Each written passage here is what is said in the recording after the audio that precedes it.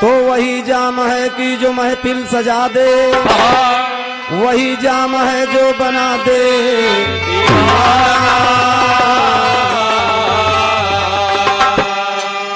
माता, वही जो कि ममता से भर दे जीवन, वही जिसका कोई ना ठिकाना। पारस वही जो कि सोना बना दे, साधु वही जो न चिन्हे अपना बेगाना। नारी वही स्वर्ग घर को बना दे, मर्द वही जो बदल दे जमाना।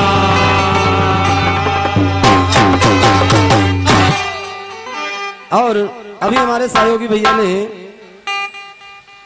कहा था, चाहे मोहन कहो या मोहम्मद, दोनों हैं एक सांचे के ढाले, दोनों का जलवा जग में है कायम, दोनों को कहते हैं कमली वाले। तो कहना है आए, अरे काशी में तेरा जलवा, अरे काशी में तेरा जलवा, काबे में नजारा है, काशी में तेरा जलवा, काबे में नजारा है, काशी में तेरा जलवा, काबे में नजारा है, काशी में तेरा जलवा, काबे में नजारा है, काशी में तेरा जलवा, काबे में नजारा है, काशी में तेरा जलवा, काबे में नजारा है। वो भी मुझे प्यारा है, वो भी मुझे प्यारा है, ये भी मुझे प्यारा है, ये मुझे प्यारा है, ये भी मुझे प्यारा है, वो भी मुझे प्यारा है, ये भी मुझे प्यारा है, वो भी मुझे प्यारा है, ये भी मुझे प्यारा है।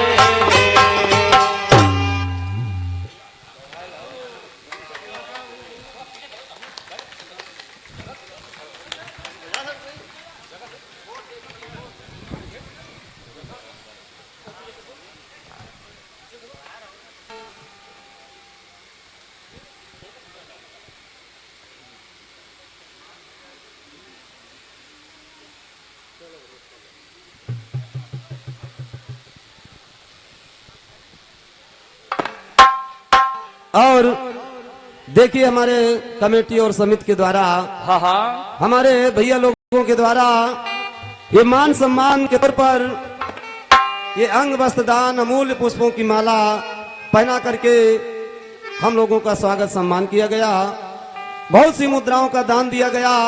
हम सब पार्टी धन्यवाद की कामना चाहते हैं, जो इतनी समाज में हम जैसे छोटे गायकों को हौसला और उत्साह बढ़ाने के लिए हमारे भैया लोगों के द्वारा, जो हमसे भी महान हैं, आप सभी लोगों के द्वारा ऐसा छोटे बच्चों को सम्मान मिल रहा है। हम सब पार्टी धन्यवाद की कामना चाहते हैं। धन्यवाद धन्यवाद धन्यवाद। बोलिए वृंदावन बिहारी लाल की।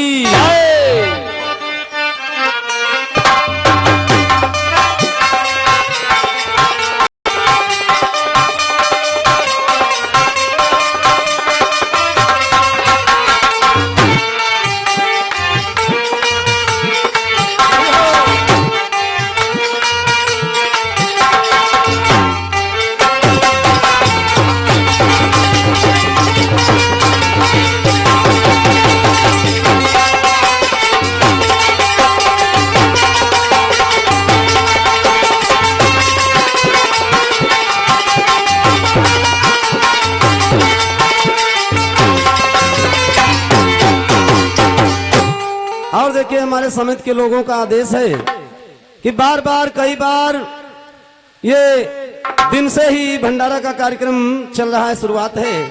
और अगर अभी भी हमारे भक्त लोग कोई भोजन प्रसाद नहीं पाए हैं तो पालें। बार बार समिति के द्वारा ये आदेश दिया जा रहा, कराया जा रहा है, तो कोई भी हमारा भक्त बाकी न रहे प्रसाद लेने से। बोलिए कृष्ण कन्हैया की, बोलिए ब्रह्मदेव बाबा की। काशी में तेरा जलवा, काबे में नजारा है, और वो भी मुझे प्यारा है, ये भी मुझे प्यारा है। हाय तो दोनों मजहब ये कही है, पर बदला करीना है। दोनों मजहब ये कही है, पर बदला करीना है। दोनों मजहब ये कही है, पर बदला करीना है। कान्हा का वतन गोकुल, हे कान्हा का वतन गोकुल, मोहम्मद का मदीना है। कान्हा का वतन गोकुल, मोहम्मद का मदीना है। कान्हा का वतन गोकुल, मोहम्मद का मदीना है। कान्हा का वतन गोकुल, मोहम्मद का मदीना है।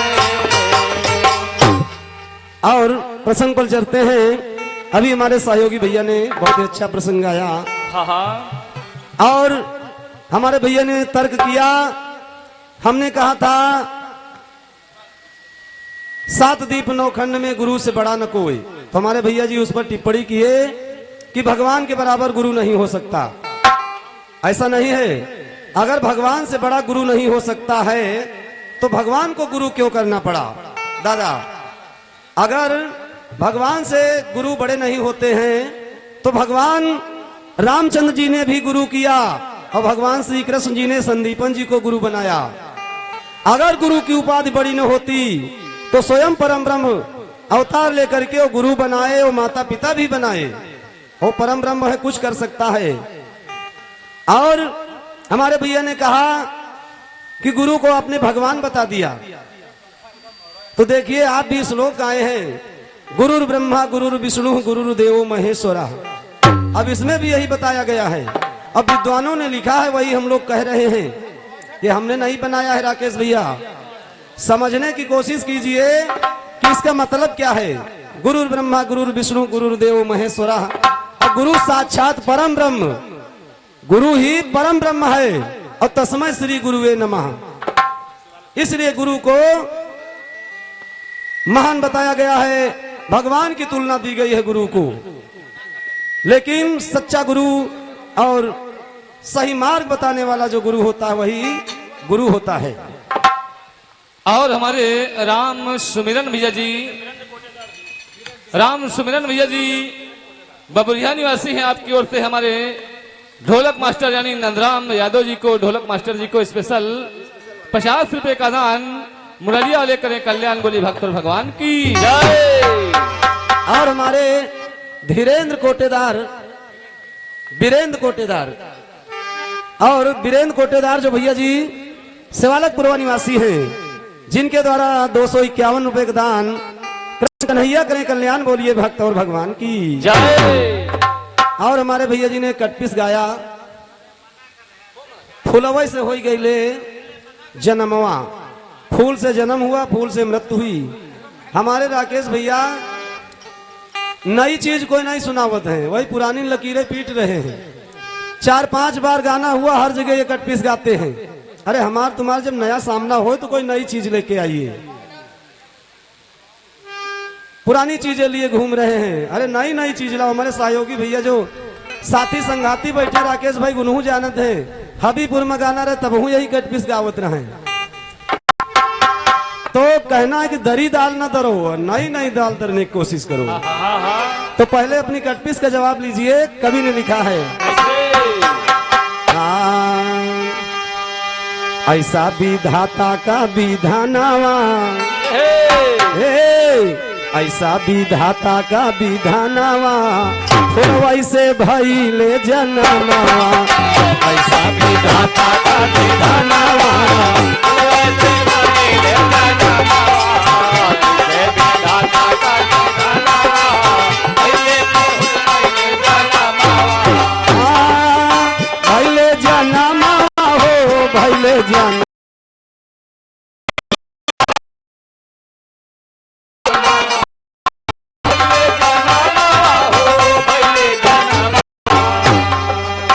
ऐसा विधाता का विधानवा। ऐसा विधाता का विधानवा बोल वैसे भइले जनमवा। विधाता का विधानवा बोल वैसे भइले जनमवा। विधाता का विधानवा बोल वैसे भइले जनमवा। विधाता का विधानवा। हमारे भैया ने बताया कि रोहितास फूल तोड़ने गया और सर्प ने डस लिया फूल के चक्कर में रोहितास मारा गया। फूल की माला पहना करके बताया गया है सुग्रीव को जब भगवान ने भेजा तो बाली मारा गया और परीक्षित को भी फूल के द्वारा ही बताया हमारे भैया ने। और राजीव गांधी इंदिरा गांधी फूल के द्वारा मृत्यु हुई हमारे भैया ने। हमारी तरफ से फूल से जन्म बताया गया। कैसे बताया गया? आए तो विष्णु नाभि से भइले सुमनवा। विष्णु नाभि से भइले सुमनवा। विष्णु नाभि से भइले सुमनवा। कमल के ऊपर ब्रह्मा लिहले जनमवा। कमल के ऊपर ब्रह्मा लिहले जनमवा। कमल के ऊपर ब्रह्मा लिहले जनमवा। हे फूल वैसे हो गईले जनमवा।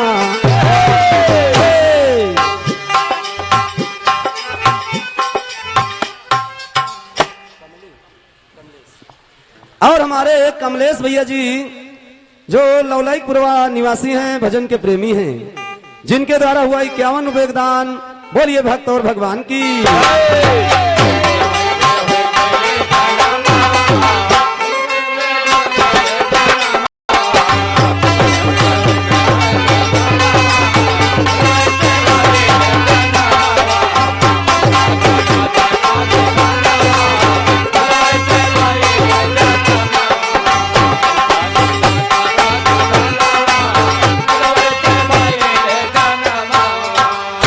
बताया गया कि विष्णु भगवान की नाभि से कमल हुआ और कमल से ब्रह्मा जी की उत्पत्ति बताई गई है। कमल से ब्रह्मा जी हुए। ज्यादा समय न लेकर कम ही शब्दों में संक्षेप में बताते हैं। फिर आगे सीता ने जब मुंह दिखाई मांगी थी भगवान श्री राम से, तो भगवान श्री राम फूल मुंह दिखाई में लेने गए तो वाल्मीकि मुनि की कुटिया पर 2 सुमन लगे हुए हैं। और भगवान ने जब तोड़ लिया फूल को तो हाथे से गिर जाता है, मालूम पड़ता है किसी की हत्या कर दी है भगवान श्री राम ने। और वाल्मीकि मुनि उन फूलों को बालक पहले बनाते थे और जब कुटिया से कहीं जाते थे तो फूल बना देते थे। और आगे बताया गया है कलयुग में हमारे भैया जी ने बताया इंदिरा गांधी, तो इधर से कवि ने लिखा है कि कलयुग में फूल के द्वारा कबीरदास का जन्म हुआ। कबीरदास का जन्म भी हुआ फूल से और फूल से मृत्यु भी हुई है। बताया गया है कवियों के द्वारा कि जो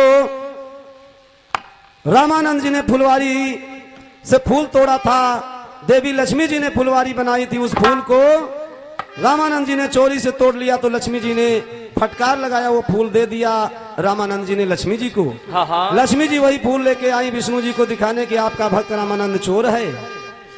तब विष्णु भगवान ने कहा देवी मेरा भक्त चोर नहीं हो सकता है। आंचल में छिपाए थी लक्ष्मी जी फूल को, भगवान ने अपनी माया से उस फूल को बालक बना दिया और लक्ष्मी जी से पूछा देवी कहाँ वो फूल चोरी वाला है जो मेरे भक्त ने चुराया है। लक्ष्मी जी ने जब आंचल खोला देखा फूल ले गया, बालक हो गया और वही बालक आगे चल के कबीर कबीरदास से नाम से जाना गया। उनसे कबीरदास का जन्म हुआ। तो आगे प्रसंग पर चलते हैं। समाज के आदेशानुसार कंस के जन्म से प्रसंग हमारे भैया ने अनाउंस किया। तो हमारे भैया जी फिर पीछे पिछड़ रहे हैं। उग्रसेन देवक का जन्म हुआ और देवक के एक नारी के कोई संतान नहीं है। हमारे भैया जी ने गाया तो आगे प्रसंग पर मिलेगा। हाय ओ मोरे रामा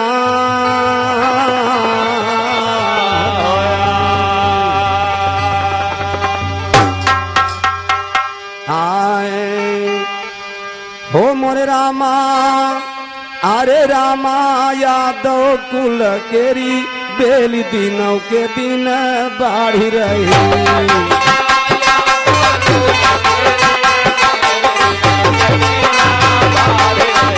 भैया यादव कुल केरी बेली दिनों के दिन बाढ़ी रही।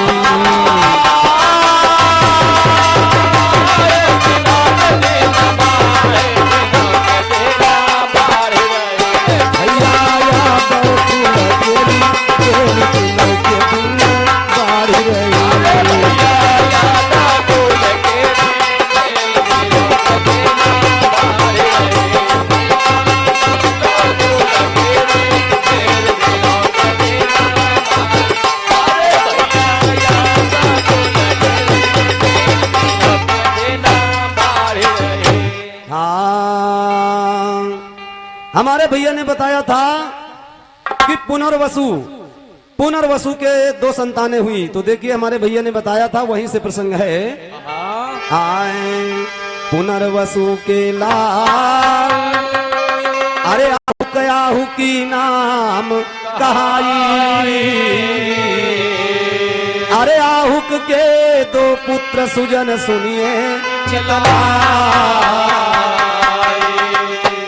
पुनर्वसु के 2 संतानें आहुक और आहुकी नाम की कन्या। कन्या का नाम है आहुकी। और उसके बाद देखिए कौन जन्म लेता है, वही तो उग्रसेन देवक जन्मे और जाने जग संसार। अरे कन्या 7 देवक घर जन्मी।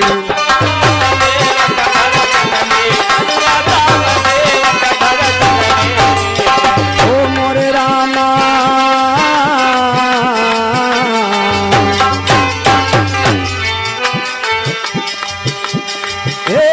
अब तो ज्ञानी करो विचार, दिनों के दिन बाढ़ रही रामा।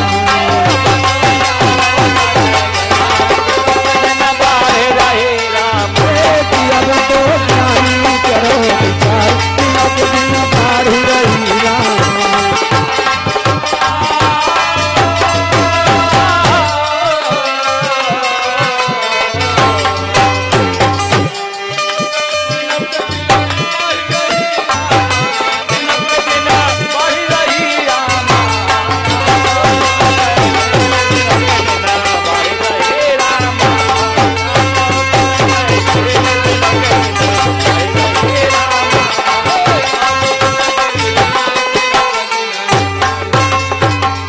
बताया गया उग्रसेन और देवक के 7 कन्याएं हैं, जिनमें सबसे छोटी देवकी है। और बताया गया उग्रसेन के कोई संतान नहीं हुई, देवक के 7 कन्याएं होती हैं। तो उग्रसेन महाराज बड़े चिंतित हैं। रानी पवन रेखा बहुत ही व्याकुल है, लेकिन कवि ने आगे लिखा है।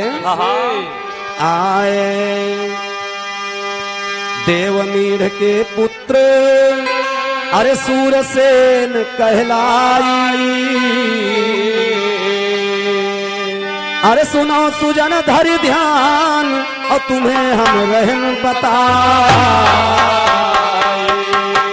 तो 10 पुत्र अब सूरसेन घर और जन्म ले हो है आए। अरे 9 का नाम कहाँ तक गाई।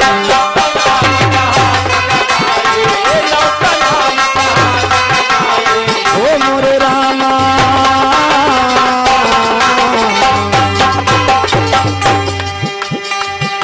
कि अब तो दसए वसुदेव कहाए, दिनों के दिन बाढ़ी रही रामा।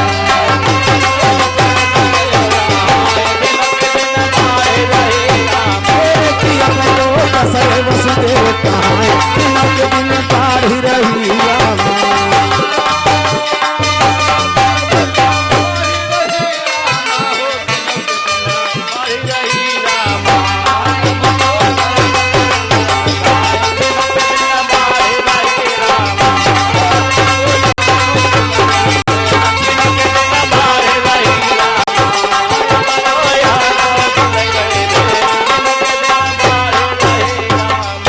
बताया गया कि देवमेटी के पुत्र सूरसेन हुए, सूरसेन के 10 पुत्र हुए। देखिए प्रसंग पर चलना है कंस के जन्म पर, और अगर सब तरफ भागेंगे तो इधर उधर भटकते ही रहेंगे। इसलिए 10 पुत्र जो हुए तो कवि महोदय ने लिखा 10वें वसुदेव जी हुए। और जब वसुदेव जी 10वें पुत्र हुए, अब बताया गया 5 कन्याएं भी सूरसेन के घर यानी वसुदेव की 5 बहनें हुई। 5 बहनें हुई तो बताया गया है कि एक कुंती जो हुई है प्रथा नाम की कन्या है। ये सूरसेन की प्रथा नाम की कन्या है। तो एक दिन कुंत भोज सूरसेन के घर में आए। देखा सूरसेन महाराज ने कि हमारे तो 5 कन्याएं हैं, 10 लड़कियां हैं, यानी 15 संतानें हैं, लेकिन कुंत भोज के कोई संतान नहीं है। इसलिए उनको पुत्रहीन देख करके, निराश देख करके अपनी एक प्रथा नाम की कन्या गोदनामा में दे दिया। कुंत भोज उस कन्या को ले गए, उसका नाम वहीं से कुंती पड़ जाता है। और कुंती अपने कुंत भोज पिता के यहाँ रह रही है, पालन पोषण हो रहा है। आगे कवि ने लिखा है कैसे? हाय तो प्रथा नाम की कन्या अरे कुंत भोज को दीना, अरे दूसरी कन्या सुनो बचन ऐसे कह दी। तो के कई देश माँ ब्रस के संग माँ अब की हो ब्याह हर साल, और दान दक्षिणा बहुत दीना।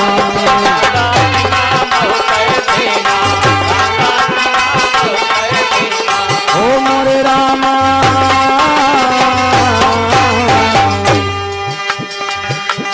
अब तो सुन लो ध्यान लगाए, दिनों के दिन बाढ़ी रही रामा।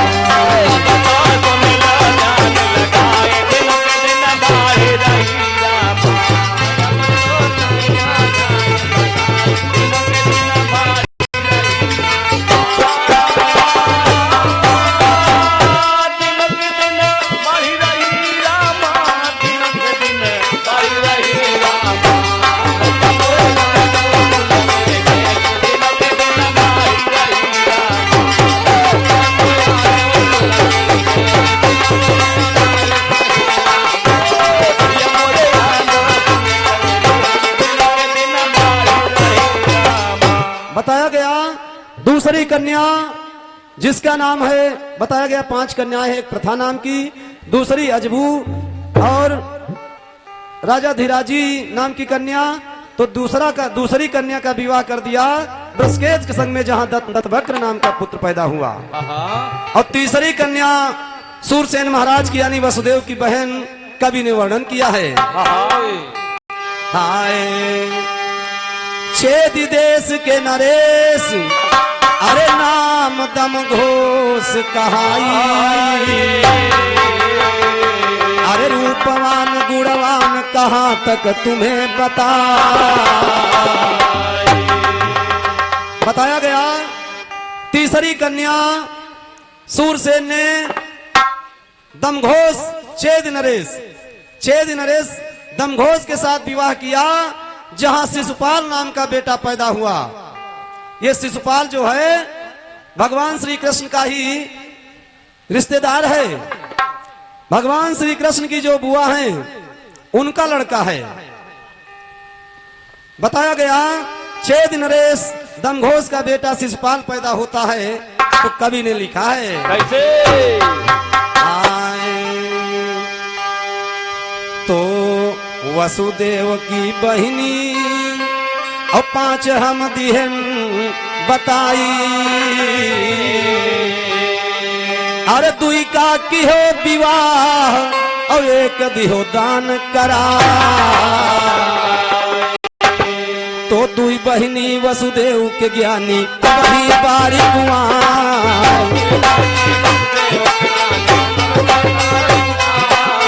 दुई बहिनी वसुदेव के ज्ञानी अभी बारी कुआं।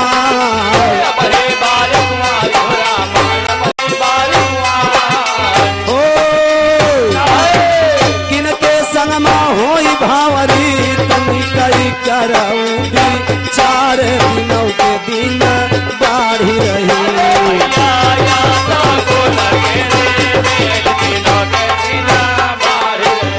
भैया उमर रामा यादव कुल केरी जेल दिनों के दिन बाढ़ी रही।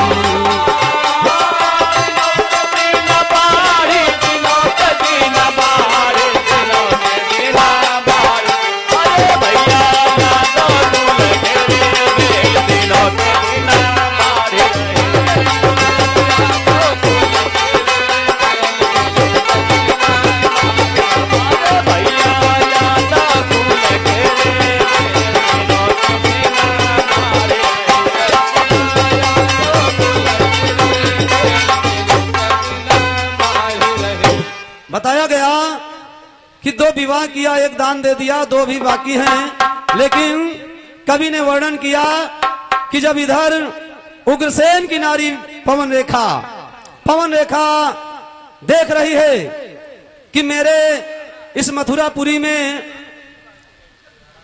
मेरी जो परिवार की अन्य नारियां हैं उनके किसी के लड़का किसी की लड़की है, मेरे कोई संतान नहीं है।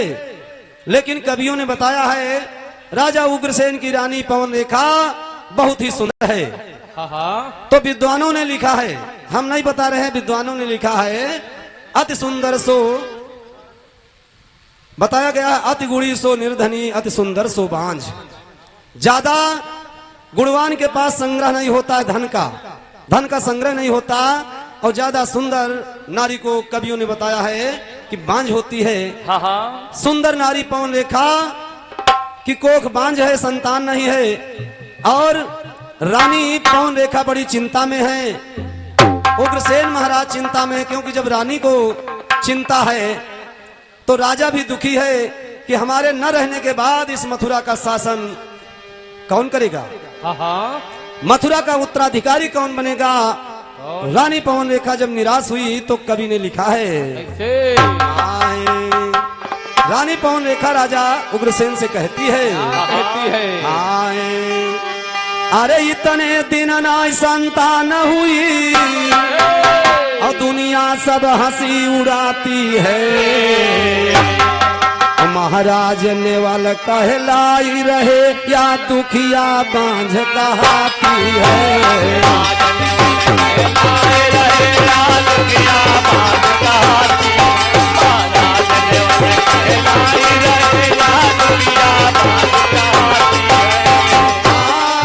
महाराज ने वाल कहलाई रहे यह दुखिया बांझ कहाती है। महाराज ने वाले कहलाई रहे या दुखिया बांझ कहाती है।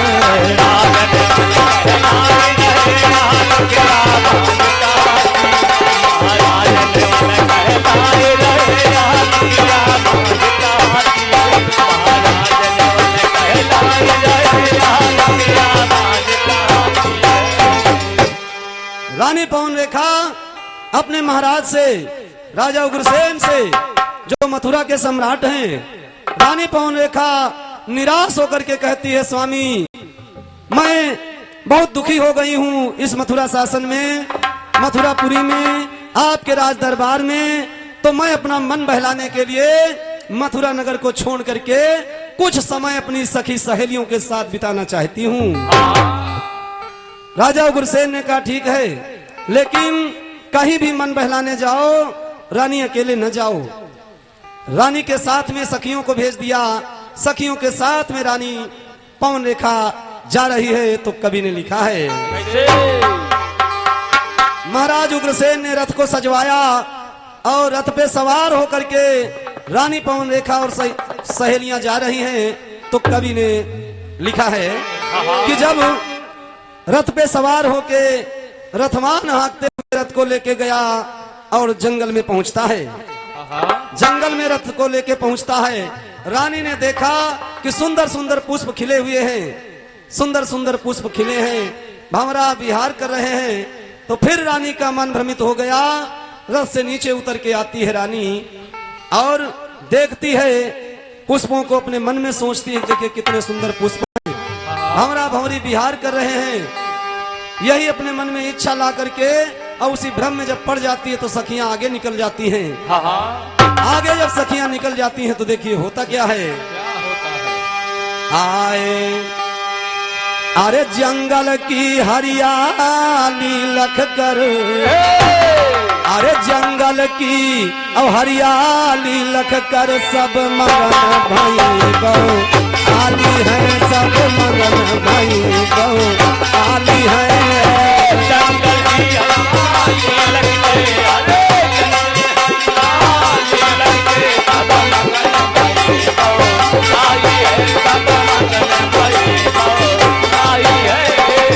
भंवरा तो गूंज रहे फूलों पर, भंवरा तो गूंज रहे फूलों पर, कूकू कोयलिया काली है, कूकू कोयलिया काली है।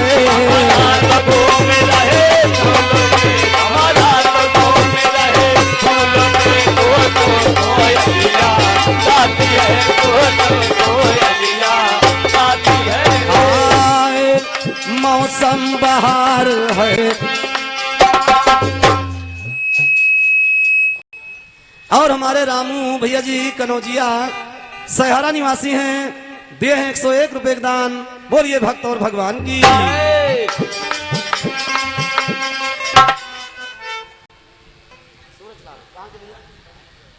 और हमारे सूरजलाल भैया जी बबरी गांव से दिए हैं 51 रुपए दान। और हमारे गुरु प्रसाद भैया जी बबरी गांव निवासी दिए हैं 51 रुपए दान। बोलिए भक्त और भगवान की।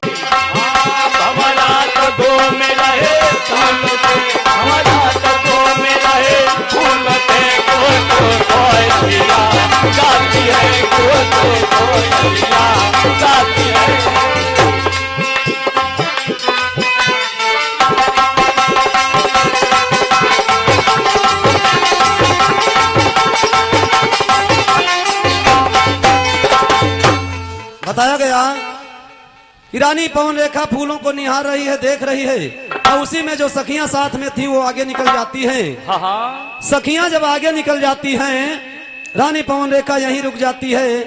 तो उसी समय देखिए सखियां जब आगे जाती हैं तो सखियों का और रानी पवन रेखा का साथ जब छूट गया तो रानी को छोड़ करके सखियां चली जाती हैं। तो देखिए सखियां पहुंचती कहाँ हैं, समय का अभाव है।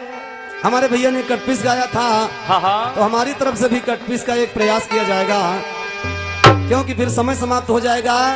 तो देखिए प्रसंग यहीं पे रुक जाता है कि सखियां छोड़ करके रानी को जब चली जाती हैं तो देखिए कहाँ पहुंचती हैं, किस जगह पर पहुंचती हैं और सखियों से किसकी भेंट होती है।